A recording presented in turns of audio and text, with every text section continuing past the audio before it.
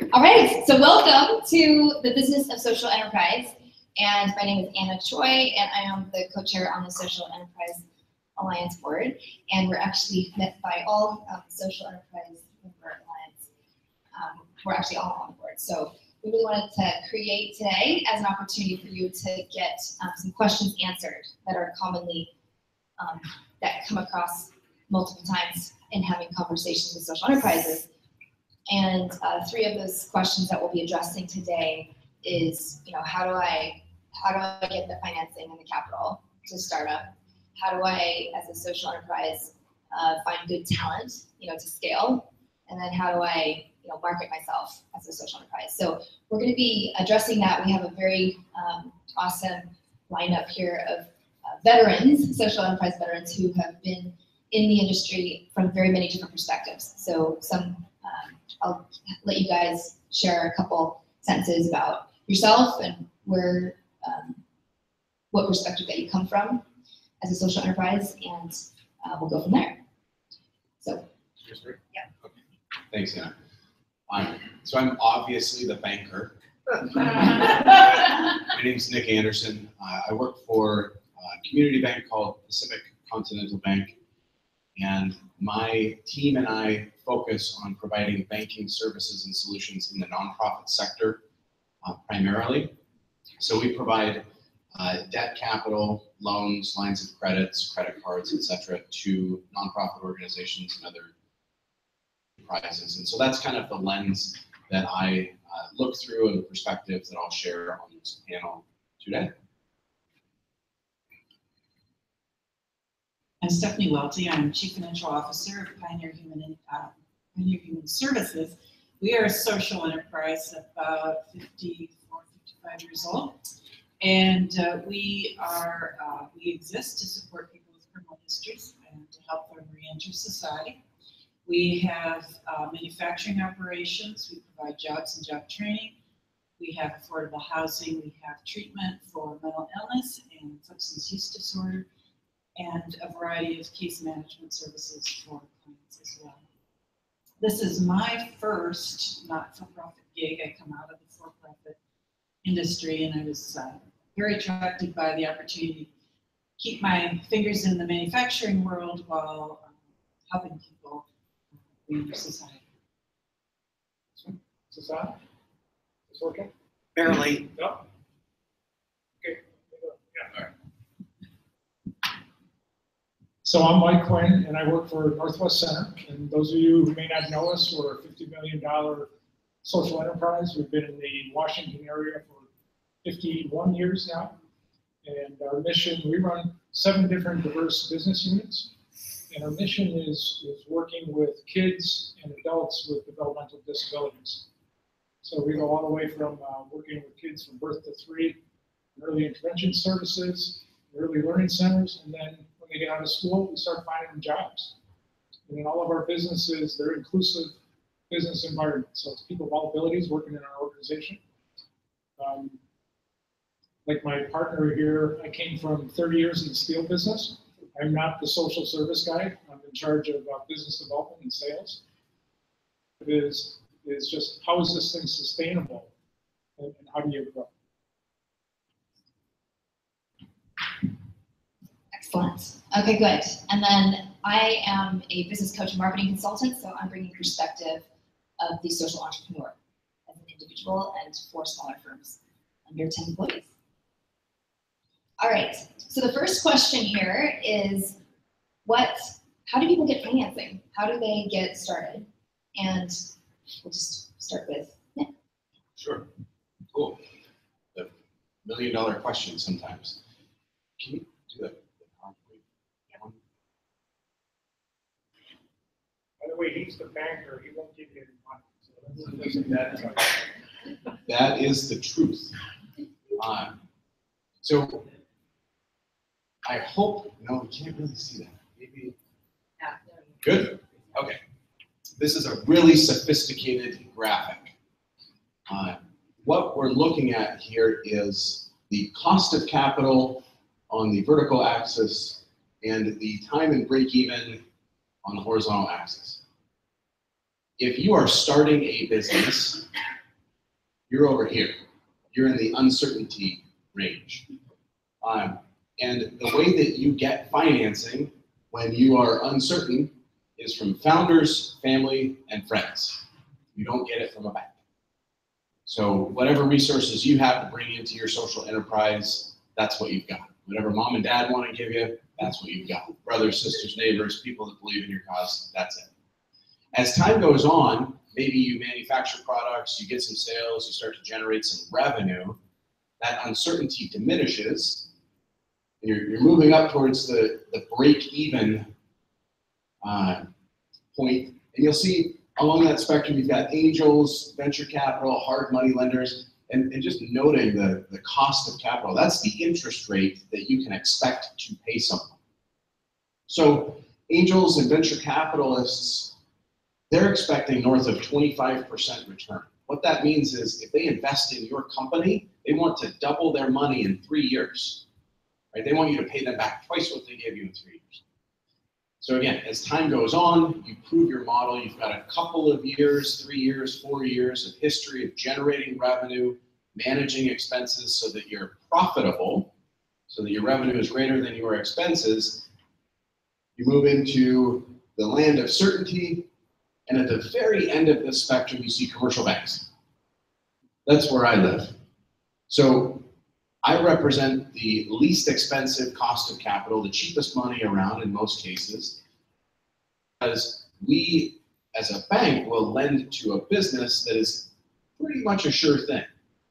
So this is really difficult, right?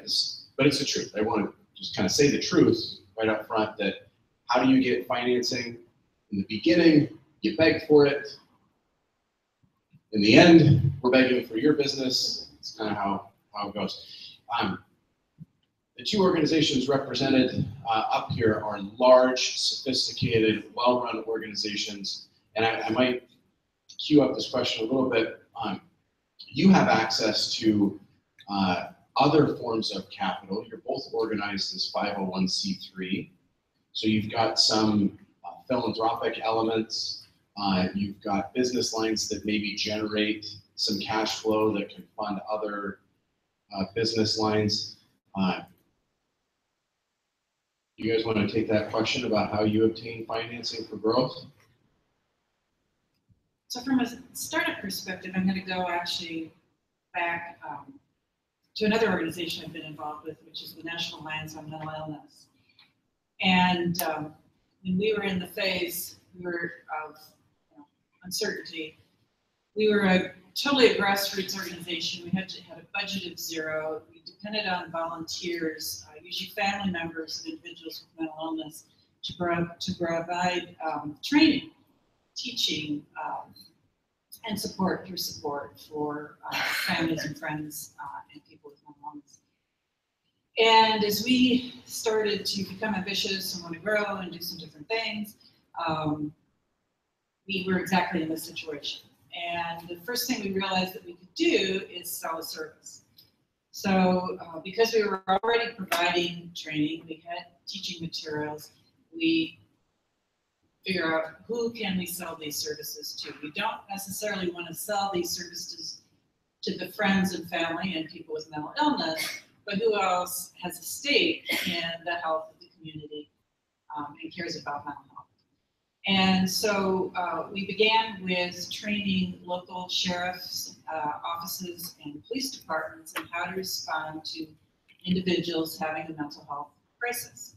And for a fee, and it was a pretty generous fee, we trained police departments how to do that. And so we were both serving our mission and generating some income for the organization. And once we started learning how to sell those services to government agencies, we were able to then go and expand the service offering and sell more services to more agencies. And over time, executive director, other staff, expand the number of branch offices, expand the number of counties that we were serving. And so it really all began with being able to sell a competency that we had within our volunteer pool. And I'll tag right onto that. So, to do this, you have to have a business plan. Okay, it doesn't matter whether you're going to the bank or you're going to friends or you're going to some investors. You have to have a really detailed business plan. You have to know what the market is. Is there a market for these services? Who's going to buy them? Are they going to pay for them? Is it cost effective to do that? So I run into a lot of startups that you got a guy, he's got a great idea. That's it. He hasn't taken any further than that great idea. So really developing that all out, because it is a business. If you want to be sustainable, you have to really do your homework. And then you'll start to attract, you don't have to grow first. You're finally going to get there. And Nick was kind of looking at me because recently we sold a bunch of real estate. So we're in a building and the market's fantastic and we turn around and put a lot of cash in our pocket. We turn into a variable cost model. So if you have stuff, you sell it. If you have a business that's maybe not making your mission or the revenue isn't quite where you want it to be, sell it. So it gets to be this kind of in the nonprofit world, they look at me sometimes like, this guy's evil. I'm not. I'm really a good guy. But I'm watching the dollars all the time in the cash flow to sit there and say, what makes sense from a business standpoint? So I would just emphasize detailed business plan is the way to start. Maybe I'll wrap up that question. Oh, good. And then just from the perspective of a bootstrapping social entrepreneur, short answer is if you have no money, and some people don't have friends or family to tap into, then you gotta sell. You gotta get good at sales and marketing because there is plenty of flow out there, but you've gotta invest in yourself and having those skills so that you can be profitable and not do lots of, I see this mistake a lot of people doing non-profitable or something out of it, but you can set yourself up where you do profitable activities right from the get-go and you price yourself in a way that can be profitable. You don't have to start low and build up. You really don't. Just wanted to make a nod towards the SEA national website. Click on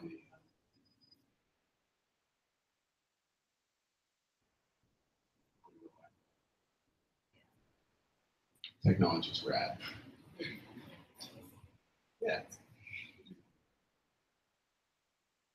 I'd be happy to share this really sophisticated slide with anybody that wants to ask me for it later.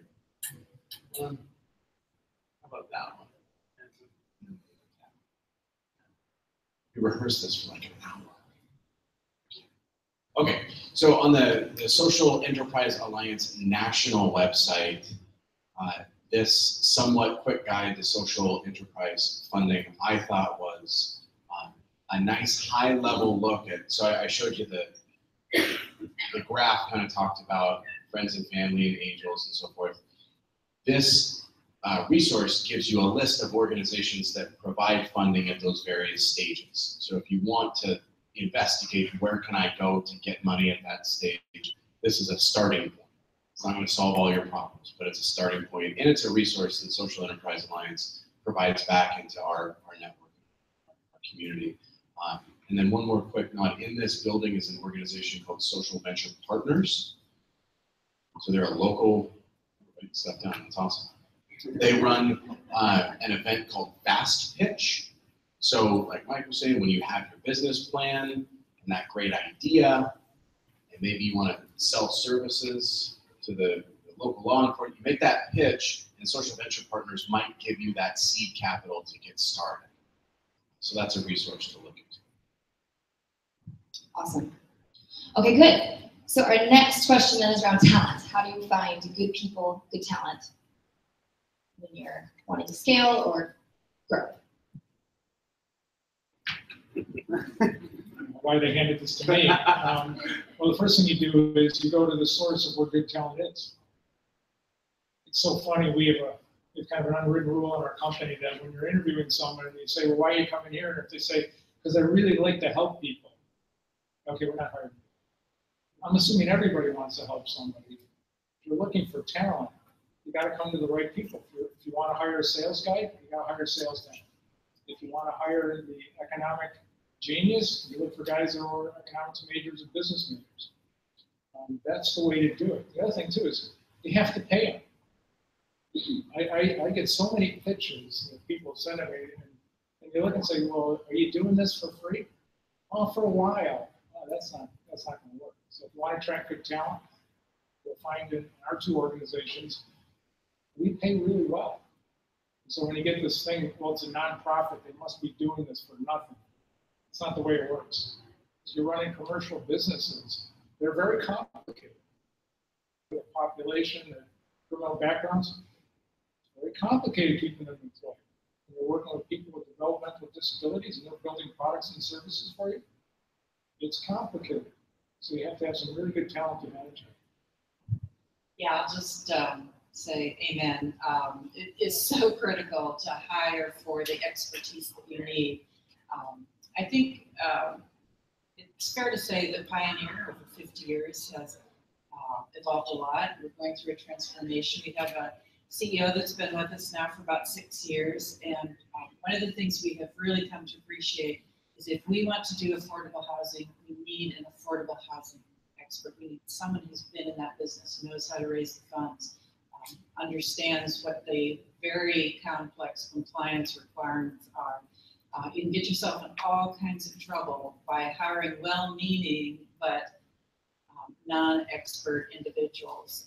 So I would say look for the experts wherever you need expertise. And if the amount of expertise you need can be hired by the hour, that's okay.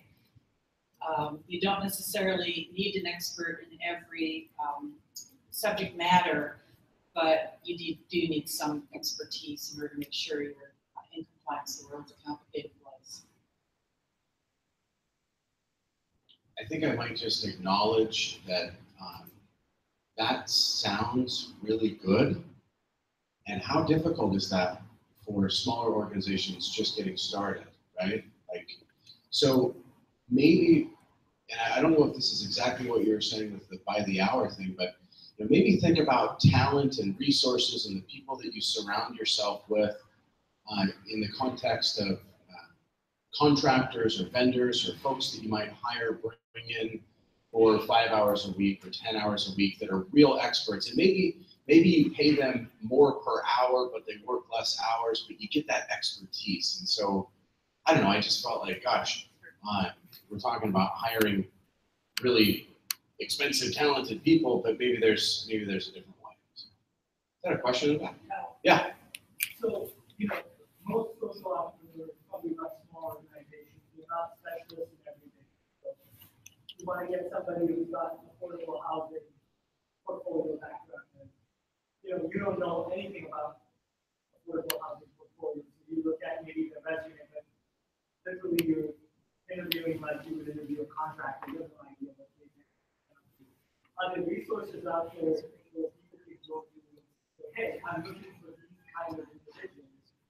Is there like a black book or a Yelp or something that they can find these people? Because communities that have to live there and they can be very confident. Yeah, that's a great question. I would say that's one of the things that you look for in a board. So as you build a board, you want to make sure that you've got board members that have connections in whatever areas of expertise you believe you're going to need. Now, that changes over time. Of course, boards need to develop over time. But what you're really looking for from board members is that network, that connection to experts that you may need. So depending upon what your area of focus is, either from a business perspective or a mission perspective, look to build your board around that. In the early days, they should be volunteers. You shouldn't have to pay them. We're, a 501c3, we're an $80 million corporation, but we do not pay our board members, and we rely on them heavily for that kind of expertise. I think that's a great question. It depends on what part of your business you're looking for. And I'm the greatest believer in, if it's not core to what I'm doing, I'm going to outsource it. And I'm going to get in a network of people that know more than I know. So if I'm looking for marketing, I go hang around marketing organizations, I hang around the schools, I try to get that information. She came from CFO selections. You know, here's a company that wants to hire a CFO, who do they go to? They go to the people who outsource CFOs. Those are the kind of things. So they are out there, but it depends on exactly what you're looking for. But to me, as a startup, is if you hire a lot of employees to do all of this stuff, they all of a sudden become fixed costs. Or if you're outsourcing a lot of these things that aren't core, it's a variable cost. You use it when you need it, and when you don't need it, you don't pay for it. A little bit more, but it's a great way to start. How many of you out there are entrepreneurs? Just raise your hands. And then how many of you are an employee or a part of a social enterprise? Okay, great. Just trying to get a mix. Perfect. Okay, so just to wrap up that question, my perspective as an entrepreneur with, having started out with zero capital at all, is that to find good talent, you can do interns.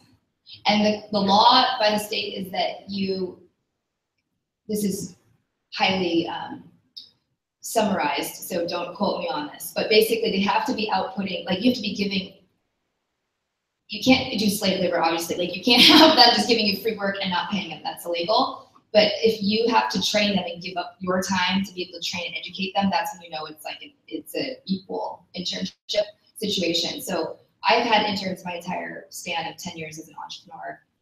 Husky Jobs, if you're an alumni, your alumni association will have job boards where you can post job descriptions and have that available, even Craigslist. And then also just with your personal connections, if you have people who, like, especially parents going in and out, like people who suddenly are moms or they're trying to come back into the workforce, that is a great pool of people who have professional background experience and they are looking to re-enter, but they don't have a particular skill set. So that's the trade. So you can do a lot of trades and exchanges as an entrepreneur and having them, that's the situation right now. She wants to learn SEO and marketing. That's not her background, but she has vast other marketing kinds of experience. So she wants my referral testimonial in exchange for learning, and I can give her the platforms to learn. So those can be very mutually beneficial relationships. Okay, and our last question here is what marketing? So that's segueing into that. So how do you market yourself? How do you market a socially enterprise or a socially conscious business?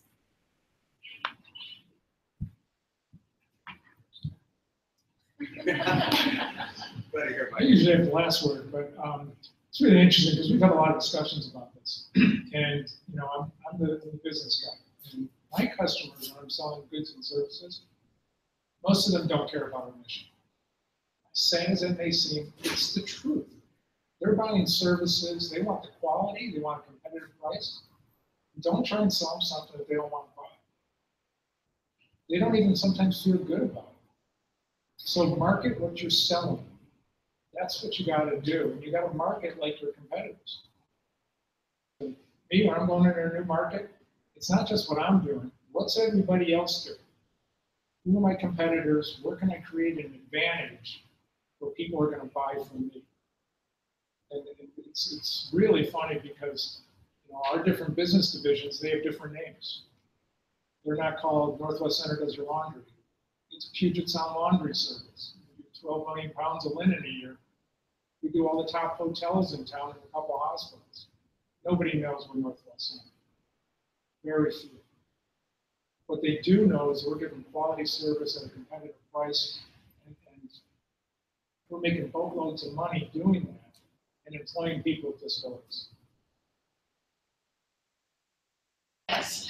In our case, it's Boeing. So to be a Boeing supplier, it's about price, it's about quality, and it's about on-time delivery. And even though Boeing maintains a group of suppliers called the Community Manufacturing Partnership, of which we're a part, it doesn't really matter. philanthropy isn't a part of it. Our mission isn't a part of it. It really is a way for them to control costs internally and volume. We do some things that other commercial organizations probably wouldn't do because it's low volume and low job lot, highly variable business, not particularly profitable. But we do it. It's a very appropriate training ground for a lot of folks that are entering our programs, and a launching pad for them to move into the other part of our manufacturing organization, which is completely commercial. So we never talk about our mission when we're selling our products or our services. We do, however, go and talk about our mission, the arms of the organizations that we work with that are meant to be philanthropic. And so we work with the bank, unfortunately not Pacific, but we work with the bank, and we have a purely commercial relationship, but they do come to our annual luncheon. They do sponsor us. They do respond to grant applications. So we kind of keep the mission philanthropic part fairly separate from the commercial part of the relationship. My contribution to the marketing conversation has nothing to do with marketing. I have been asked a number of times to finance advertising campaigns. So can I borrow money so we can do this ad campaign, so we can print flyers, make signs, hire a web developer, make a lot of noise out there in the market so people recognize us? And the answer is no. It just is no. So what we will finance is growth in sales. So if you're selling stuff, services, or things, and your customers are paying you 30, 60, or 90 days later, we'll provide financing for that. But in order to get to the sales, you have to sell stuff. And then you think, well, but I need to advertise. And I just really want to point back to this discussion on quality and deliverables and reputation and kind of what you're doing, not necessarily the story you're telling. Storytelling is super important, but that's not the only thing that marketing is. Excellent. And I just wanted to speak to, we took a tour earlier at one of our social enterprise events of, some of you went there, of Pioneer Human Services. So we got to actually see the manufacturing plant, and what was very notable was how he said 60% of the people there were incarcerated, but they don't criteria when they hire. They don't even talk about that. It's just that they open the door and don't let that be a barrier. So he was very clear, we hired the best. And I just thought that was very awesome that you can do that. So you don't market with that, right? But you obviously, yeah, the way that the process is set up allows for that. Okay, and then from my perspective, so there's 3 things. So even if you're a small, startup, you've got to have 3 things, I say. A market, you got to research your market still, which nobody does typically when they start out, and you've got to have an awesome, compelling message that speaks to people, like you wrote the page out of their diary, as my mentor says. And then you also want to make sure that you just had a brain fart, hold on one second. That you have your niche, right? So you specialize in you're not just a generalist, which most people tend to do. I'll take a client that, breathes. No, you've got to actually niche so that people can know that they can go to you. And people think they have to craft what they do, but you got to understand their pains and desires. And the only way you're going to do that is if you create a hypothesis about it and then go test it, beta test it in the market and see if it resonates for people. And you'll know because they'll want to buy. So what are your market's pains and desires, and you craft that into all your copy. So people, I said this earlier on a panel I was at, they don't care about your transformation or your results. All they want is their transformation and their results. So you have to always speak to that. Okay, great. So that's all the questions that we were going to cover, and then we can now open it up for Q&A. So does anybody have any questions that they'd like to ask of anyone on the panel? Yes. So we talked about the disadvantages of being social enterprise in the sense of having to pay for the same talent people that are profit-driven. How do you leverage the advantages of being social enterprise in terms of partnerships, exposure, things like that?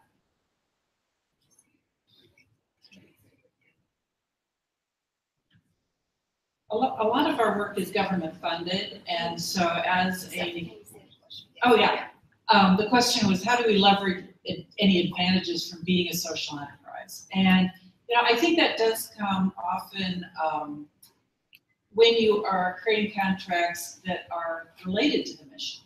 So our credibility as a service provider, providing services, let's say for counseling prisoners on a jail in-reach basis, getting them into substance use disorder treatment upon release.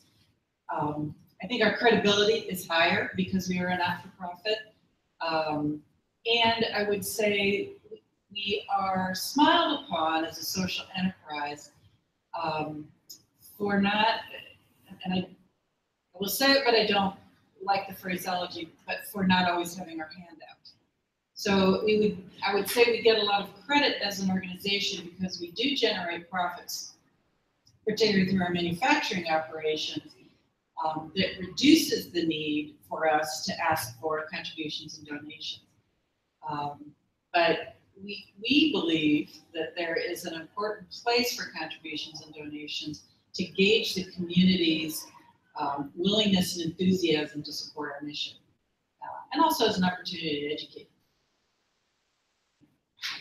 It's very interesting. So, when I'm leveraging customers, sometimes I'm not leveraging them to my benefit, the Northwest Center's benefit. And I always talk to customers and I say, you have people that they're doing this work? Yeah. And you know what? This work you're doing in your place, they can do that too. And so what I'm doing all the time is I'm evangelizing about what our mission is after I already have the business. So I'm leveraging, I'm trying to change culture, especially with business people, so that they sit there and they realize there is a workforce out there that is a fantastic workforce. You can tap into that.